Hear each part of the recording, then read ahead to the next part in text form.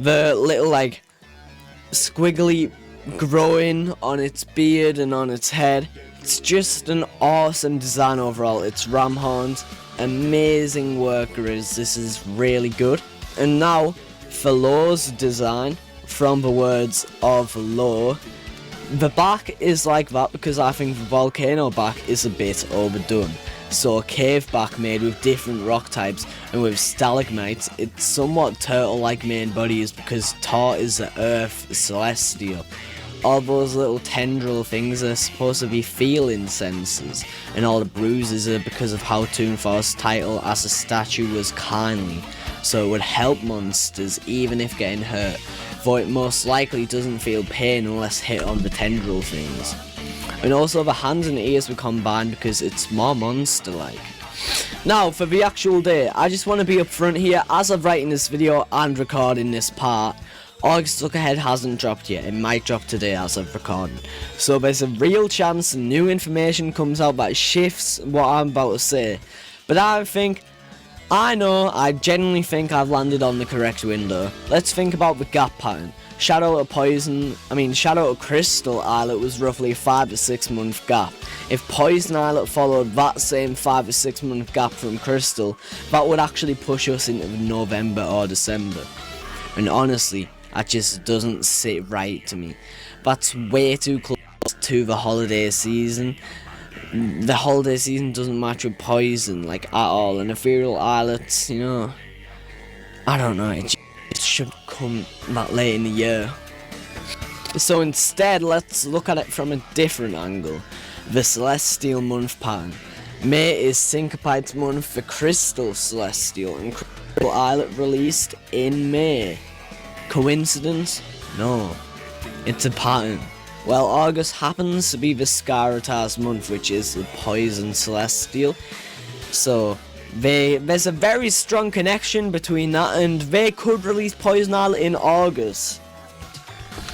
Nice bit of symmetry here if that's true. Poison Islet releasing in August would slot in perfectly as a surprise before Anniversary Month even kicks off in September. A nice standalone moment on its own before the biggest month of the year takes over. So my actual prediction, I'm putting a stake in the ground here, August 19th. And there's one more little detail that makes this date feel even more right to me. Oogiddy, the Poison Quad, released completely unexpectedly around this same time in 2024. If Poison Islet dropped on August 19th this year, that would be a genuinely beautiful little callback to Oogiddy releasing surprisingly. Oogiddy getting its own islet almost exactly a year later from its surprise release. That's pretty cool. Alright, final section, and I'll be honest with you up front here, I know nothing about music theory, as you might tell by some of my videos, so bear with me here, but let's at least try to piece together how this song could actually come together. We've got a genuinely wild mix of instruments to work with. Humbugs and electric guitar, Jelbilly and Kazelian are both vocalists, Dragon playing the gong, obviously, Fung Prey on violin, and Blaric got the automaton, which is like a really cool instrument, rather.